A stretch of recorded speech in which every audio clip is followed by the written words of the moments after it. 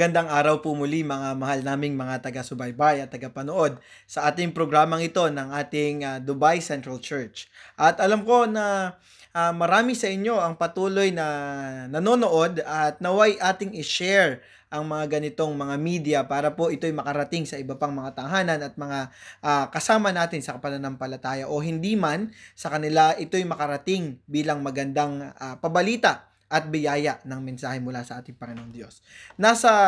Narito po muli ako, si Brother Ronron, kasama po si Brother Jeremy. At kami po muli ang makakasama nyo sa ating pagrerepaso ng leksyon. So ngayon po ay nasa unang Sabado tayo o unang leksyon ng ating ikalawang quarter.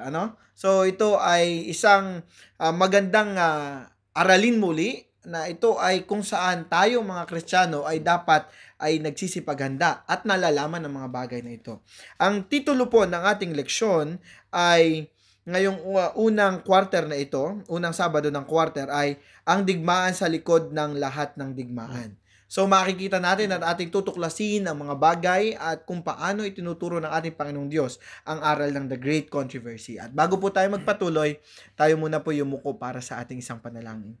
Amang banal, Diyos na makapangyarihan ka po sa lahat, maraming salamat Panginoon sa patuloy na pag-iingat at mga pagpapala ang pinagkakalob niyo sa bawat isa. Narito kami Panginoon, humihingi ng inyong gabay at kami Panginoon ay pagkalooban ng katalinuhan, ng pangunawa upang ang aming mga pag-aaralan at mapapakinggan, ang aming matututunan ay lalo tigit ito'y mai-apply namin sa aming mga buhay bilang paghahanda sa inyong ikalawang pagdating. Ito lamang po aming samot dalangin, Panginoon, kalakip ang kapatawaran ng aming mga kasalanan sa matamis na pangalan ni Jesus. Amen. Muli po, magandang araw sa ating lahat, mga mahal naming mga kapatid, kapamilya at kapuso. So, ang ating pong talatang sauluhin, ang susing talata ay matatagpuan sa Apokalipsis 12, 7 at 8. Ito po ang sinasabi, babasahin ko po sa Tagalog. At nagkaroon ng digmaan sa langit. Si Miguel at ang kanyang mga anghel ay nakipagdigma sa dragon. Ang dragon at ang kanyang mga anghel ay nakipagdigma. Ngunit hindi sila nagwagi ni wala ng lugar para sa kanila sa langit. Dito po ay ating makikita kung paano nagsimula. Ano ang kahinahinatnan ng naging ugali ng isang anghel doon sa langit at kung paano nagkaroon o nagsimula ang napakalaking digmaan na ito'y naganap doon sa langit. So ngayon, bilang simula, ang simula ng salungatan o simula ng digmaang ito, anong may bahagi mo, Brother Jeremy, sa atin at lalo tigit maipaliwanag mo sa ating mga tagapanood? So, ang pagre-rebelde laban sa Diyos ay umiiral na bago pa man nalikha ang sangkatuhan. So, sabi sa Genesis 3:1, no? Tinawag ni Jesus ang nilalang na ito na nagasik ng pagdududa sa pagitan ng Diyos at ng kanyang mga nilikha bilang kaaway, na kanyang kinilala bilang Diablo, sabi sa Matthew 13 verse 39. Nilikha ba ng Diyos ang Diablo? O ibig sabihin, nilikha ba ng Diyos ang isang masamang nilalang? Ano masasabi mo dyan? Yan, ano makikita natin? Isang tanong na maaaring mag-confuse sa ating mga kapatid, sa mga bago sa pananampalataya o sa mga hindi nating kapananampalataya. Kung naroroon ang konteksto o ang sitwasyon ay nasa sa langit at nagkaroon ng ganitong digmaan, bakit nagsimula? Perpekto ang kalangitan. Bakit nagkaroon ng ganito at nilikha bang literal o intentional ng ating Panginoong Diyos ang Diablo? Diba? Ito isang katanungan na maaaring mag-confuse sa atin. Pero anong sinasabi, Brother Jeremy, sa Isaiah 14:12? Diba? Makikita natin doon na sinasabi sa ating Biblia na ang Diablo ay isang anghel na tinatawag na Lucifer. So, hindi literal na ginawa ng ating Panginoong Diyos ang Diablo, kundi si Lucifer na anghel. Anong may bahagi mo pa dito, Brother Jeremy? Saka masasabi nga natin na itong si Lucifer o itong anghel na ito ay nilikha ng perpekto at maganda. So, hindi talaga siya pangkontrabida. Di ba? At siya ay tinaas sa pinakamataas na posisyon na maaaring hangarin ng isang anghel, protektibong kerubin. Sabi sa Ezekiel 28:13 and 14. So, binigyan siya ng Diyos tulad ng lahat ng kanyang nilikha ng kaliyaan sa pagpili at sa hindi may paliwanag, nagpa siya si Lucifer na magrebelde. So, ang susi nga dito is binigyan siya, o tayong lahat actually, binigyan tayo ng kakayahan o kalayaan sa pagpili. At alam naman natin, kaya tayo mayroong ganyan dahil sa nature ng Panginoon, kung ano ba siya, which is siya ay Diyos na mapagmahal. Yan, napakaliwanag nung sinabi mo na ito ay isang pagpili ni Lucifer na bilang siya ay anghel, na salungatin. 'Di ba?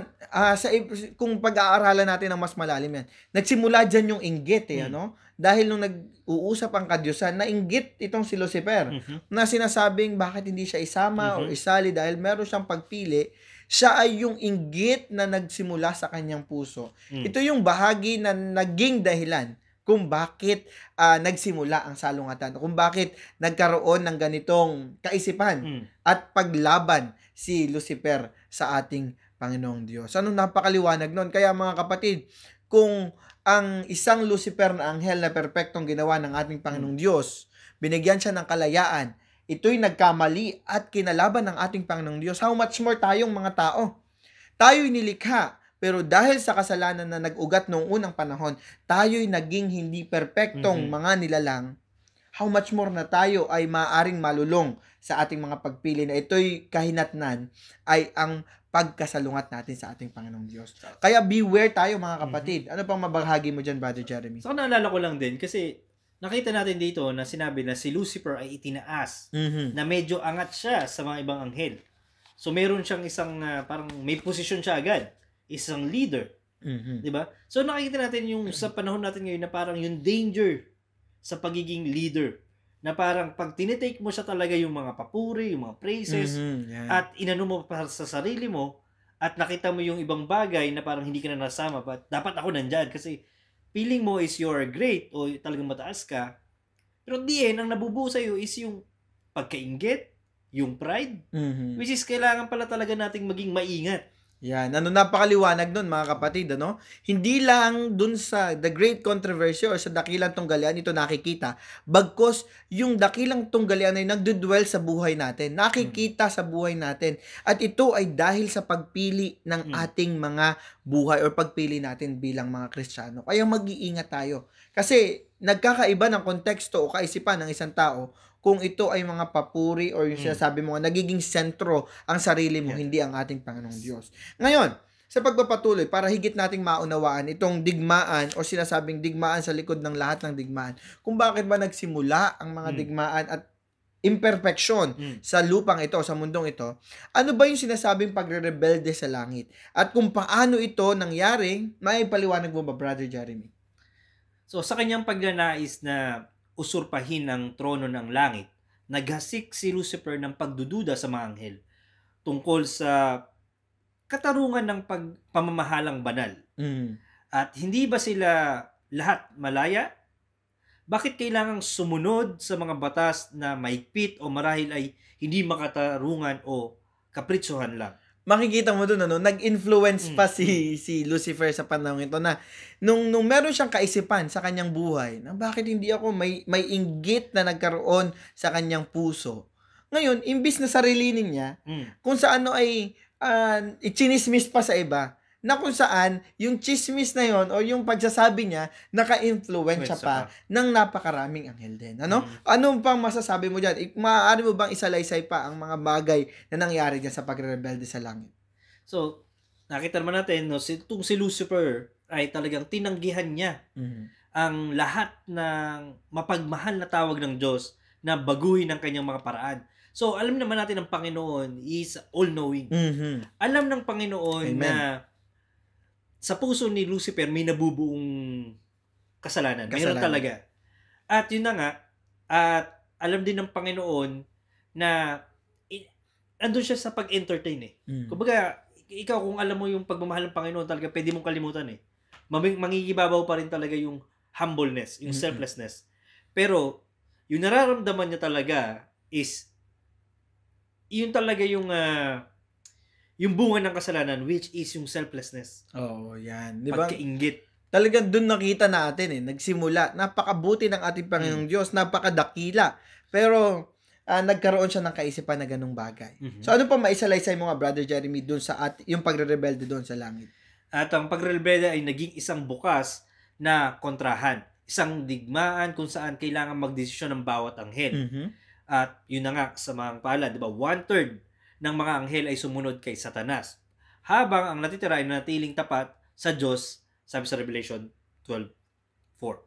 At ngayon, nagpapatuloy ang digmaan sa panahon natin ngayon at aktibo pa rin si Satanas na sinusubukan niyang hilahin ng bawat tao upang magrebelde laban sa Diyos. Mayroon lamang dalawang panig. Yaong mga nais sumunod sa batas ng Diyos o yaong mga tumatanggi dito, ang desisyon ay nasa sa atin. Yan, di ba? Yan natin makikita, sabi, hindi lang doon natapos sa langit. Doon nagsimula. Ano? At nung sila itinapon dito sa mundo, no? Ibang discussion ulit yung yung bakit dito sa mundo, 'di ba? Pero hindi natin tatalakayin, mga mahal naming mga kapatid, dahil lalayo tayo sa konteksto ng digmaan yung simula ng digmaan, na kung dito titingnan natin, mga mahal naming mga tagapanood, na kung saan yung mga bumubulong pala sa atin ng mga kasamaan, mag-iingat tayo doon. 'Di ba? Yung mga bumubulong na maaaring kume-question sa kapangyarihan ng ating Panginoong Diyos, yung mga bumubulong na maaaring ilayo tayo sa ating Panginoong Diyos. Ito'y napakatinding mga bagay na tayo nagiging bahagi ng digmaan. Na yung digmaang yon ay kumakampi pa sa dyablo at lumalaban sa ating Panginoong Diyos. Kaya mag-ingat tayo sa mga pabulong-bulong, mga mahal nating kapatid. Siguro naman ayaw nating maging accomplice, or kakutsaba, or sabi nga ay bahagi ng 1/3 ng mga anghel na sumama kay Satanas. Huwag tayong magpabulong-bulong ng mga bagay na maaaring magpalayo sa ating mga kapatiran. Na yung konteksto ng katisuran, ingatan natin yan, mga bagay na yan, So napakaliwanag, yun yung nangyari ng pagre-rebelde sa langit, kung bakit sila itinapon dito sa lupa. Ngayon naman, nabanggit mo kanina na hindi natatapos doon sa langit at ito'y nagsimula lalo sa ating panahon na ito. Ano ba yung pagre-rebelde at paano nangyayari itong pagre-rebelde sa lupa? Sa lupa. So makikita natin sa Genesis 1:31 kung saan nilikha tayo ng Diyos sa isang walang kasalanang perpektong kapaligiran tulad ng mga anghel. So nilikha rin tayo ng Diyos na may kapangyarihang malayang pumili at binigyan niya si Adan ng isang simpleng utos. Huwag kang kakain mula sa puno ng kaalaman at ng mabuti at masama, sabi sa Genesis 2:17. At mapanin lang na nakumbinsi ni Satanas sina Adan at Eva na pagdudahan ng Diyos at suwayin siya, sabi sa Genesis 3:6, 9:13 and 19. So binuksan ni Adan ang pintuan para pumasok ang kasalanan. At sa gayon, ang kamatayan ay lumipat sa lahat ng tao, sabi sa Roma 5:12, at nagbabayad ba tayong lahat para sa kasalanan ni Adan sa panahon natin ngayon? Yan, isang tanong ulit yan, na tayo ba, dahil nagkamali ang ating mga magulang nung simula pa lang, na tayo ay nagkaroon ng, sabi nga ay yung trigger point ng kasalanan ng tao. Tayo ba ang nagbabayad ng lahat ng mga kasalanan na yun? Magandang tanong yan, Magandang tanong yan. Pero anong iyong magiging kasagutan dyan, Brother Jeremy? Ang kasagutan natin ay makikita natin sa Romans 3:23. So, tayo ay nagbabayad para sa ating sariling kasalanan. Diba? Ang consequence nga ng sin is death. Sapagkat lahat ay nagkasala at hindi umabot sa kaluwalhatian ng Diyos. So, hindi tayo ang nagbabayad ng kasalanan ni Adan. At napakaliwanag, sabi nga sa Romans 3:23 na sinabi mo na hindi tayo nagbabayad, kundi ang binabayaran natin yung ating mga kasalanan. 'Di ba? Kasi nung sa panahon na yun, nasira na yung imahe ng Diyos sa atin. Doon pa lang ay nakita na natin na may pagkakamali na ang ating mga magulang, pero hindi tayo ang nagbabayad ng kanilang kasalanan, bagkus yung sarili natin. Napakaliwanag nun. Na kaya mag-iingat tayo, di ba? Nung tinukso ng ahas si Eva at Adan, bumubulong, sumisit-sit ang ahas. Di ba? Kaya mag-iingat tayo muli, mga mahal naming mga kapatiran, na tayo habang pumupunta sa iglesia, lumalapit sa ating Panginoong Diyos, maraming sisit-sit sa atin. Maraming tatawag na, dito ka. Di ba? Uy, wag ka muna pumunta dyan. Dito ka na lang. Di ba? Maraming mga ganong mga pabulong maaari na ating maririnig. along the way na paglapit natin sa ating Panginoong Diyos. Pero nasa sa atin ang desisyon, ano? Wala tayo sa posisyon na sila'y ating husgahan, kundi nasa sa inyo, mga mahal naming mga kapatiran, nasa sa amin ang desisyon kung paano personal tayong iiwas at magpapatuloy na lumapit sa ating Panginoong Diyos. Ano? Napakaliwanag. At dito makikita natin na kung saan may kasalanan, dala niya ang kapatawaran ng ating Panginoong Diyos. At kung may saan may kahinaan, dala niya ang kalakasan. Kasama natin ang ating Panginoong Diyos. At ang pinakadakilang hangarin ni Jesus ay mabuhay kasama tayo magpakailanman. So, yun ang makikita natin, ano? At tingnan naman natin, paano ang pag-ibig na kumakatok sa ating mga buhay? Ano? Paano ba na ang ating Panginoong Diyos ay naririyan at kasama natin, at kung paano ang pag-ibig na ito ay patuloy na nag-i-intervene sa ating mga buhay. Ano mabahagi mo dyan, Brother Jeremy? So, bago pa man inihayag ang mga kahinatnan ng pagsuway, ipinaalam na ng Diyos kina Adan at Eva na may plano para sa kanilang pagtubos. Sabi sa Genesis 3:15. Kusang loob na naghiwalay ang sangkatuwang mula sa lumikha, ngunit malayo sa pag-iwan sa kanyang mga hindi mapagpasalamat na anak, ipinahayag ng Diyos ang kanyang karakter sa pamamagitan ng pagmamahal sa kanila ng walang hanggan. Sabi kasi John 3:16 na makikita natin na for God so loved the world. Diba? Na ibinigay niya. So, hindi kailangan maging walang hanggan ang kamatayan para sa makasalanan. Ipinakita ni Jesus ang kanyang pag-ibig sa pamamagitan ng pagbabayad ng presyo ng kasalanan gamit ang kanyang buhay. Amen. So, wala sa atin ang nagpapagawa sa atin ng karapat-dapat sa pag-ibig ng Diyos. Gayunpaman, sa bawat patak ng dugo na ibinuhos ni Jesus sa Kalbaryo, sinasabi sa atin ng Diyos na mahal kita. Yan, napakaliwanag niyan na sinasabi diyan yung pag-ibig na kumakatok sa ating mga buhay. Ito yung pag-ibig na kung saan ay sabi nga ay walang hinihinging anumang kapalit sa atin. Ano? Sumunod lamang tayo at tayo manampalataya. At lalo't higit diyan, mga mahal namin mga tagapanood, ito yung pag-ibig na naririyan, 'di ba? Ito nga sineselebrate ng ating mga kapatid na sa ibang pananampalataya na sa panahon ng Holy Week, ano? Diba? Marami nagsasagawa o nagre-reenactment ng ganitong pangyayari. At ito yung bagay na makikita at dapat nakikita sa ating mga buhay. 'Di ba? Ikaw, makikita mo maraming sumisisit o maraming humihila sa iyo papalayo sa ating Panginoong Diyos. Pero kung maaalala mo ang pag-ibig na patuloy na kumakatok sa ating sa ating mga buhay, ito ay magpapabago ng ating mga perspektibo at ng ating pamamaraan sa pagkilala sa ating Panginoong Diyos.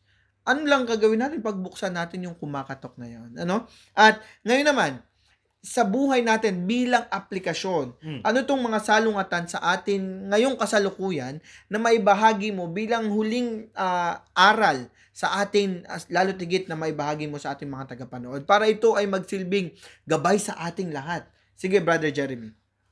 So ngayon, si Jesus ay namamagitan para sa atin sa banal na santuaryo sa langit. So sa bisa ng kanyang dugo na ibinuhos sa krus, iniharap tayo ni Jesus sa Ama at sa harap ng lahat na naninirahan sa sansinukob bilang mga taong makatarungan, perpekto at karapat-dapat na nasa langit. Kaya tayo ay inanyayahang lumapit sa Diyos nang may kumpiyansa sa pamamagitan ni Jesus. Nais ni Jesus na umasa tayo sa Kanya para sa bawat pangangailangan sa ating buhay. Kung saan may takot, dala niya ang kapayapaan. Kung saan may kasalanan, dala niya ang kapatawaran. Kung saan may kahinaan, dala niya ang kalakasan. Ang pinakadakilang hangarin ni Jesus ay mabuhay kasama tayo magpakailanman. Yan, amen for that, Brother Jeremy. Napakaganda na yung salungatan natin ngayon sa kasalukuyan. Ito masyado ang makikita natin sa loob ng iglesia, sa loob ng ating tahanan, sa loob ng mga lugar na kung saan naroroon tayo, maraming digmaan, maraming salungatan. Maaring sa loob ng iglesia ay nagkakagalit ang mga miyembro at ang leaders, Maari sa ating tahanan ay nagkakagulo at nagkakawatak-watak ang bawat miyembro ng pamilya. Pero isa lang ang magbubuklod sa atin, ang pagmamahal at ang ating pananampalataya sa ating Panginoong Diyos. Kaya mga mahal naming mga tagapanood, napakaliwanag na kung saan ang digmaan na nangyayari sa ating kasalukuyan ngayon, ito'y nangyari doon sa langit na kung saan hanggang sa kasalukuyang ito, dahil naririto ang presensya sa lupang ito, ang presensya ng Diablo, patuloy ang digmaan. Hindi ka exempted sa digmaan na yon. Hindi ka, sabi nga ay ligtas sa anumang mga kagulumihanan at kaguluhan sa lupang ito. Bagkus, bilang bahagi ng digmaang ito, maging warrior tayo ng ating Panginoong Diyos. Magpakatibay tayo. Magpakadalubhasa tayo sa pag-aaral ng Biblia. Magkaroon tayo ng kaalaman na nararapat sa ating mga buhay at paghahanda. Para kapag dumating ang pinakamalaking digmaan sa ating mga buhay, tayo ay patuloy na titindig at daladala ang sulo ng pagliligtas ng ating Panginoong Diyos. Tatandaan natin yan, mga mahal naming mga tagapanood, dahil nasa huling kapanahunan na tayo. Nasa huling kapanahunan na po tayo. Bilang huling mga panalita, Brother Jeremy? Ang tanging masasabi ko lang is, ang Panginoon, nung panahon nila Ed at Adan, at nagsabi na siya na magbibigay siya ng pagtubos, diba, sa ating mga kasalanan. Which is, dumating na nga siya, at naging sacrifice pa siya. At ang kanyang dugo, ang makapag-reconcile pa sa atin, pabalik sa Ama, ibalik tayo sa original state, kailangan talaga nating kumampi. Di ba? Sa ating Panginoon. Yan, ano? Na talagang ang ating pagpili, ang kalayaan natin ng pagpili, ay kalayaan na tayo'y mapalapit sa ating Panginoong Diyos. Hindi mapalayo. Muli, mga mahal namin mga tagapanood, ito'y hamon na naman sa ating mga buhay.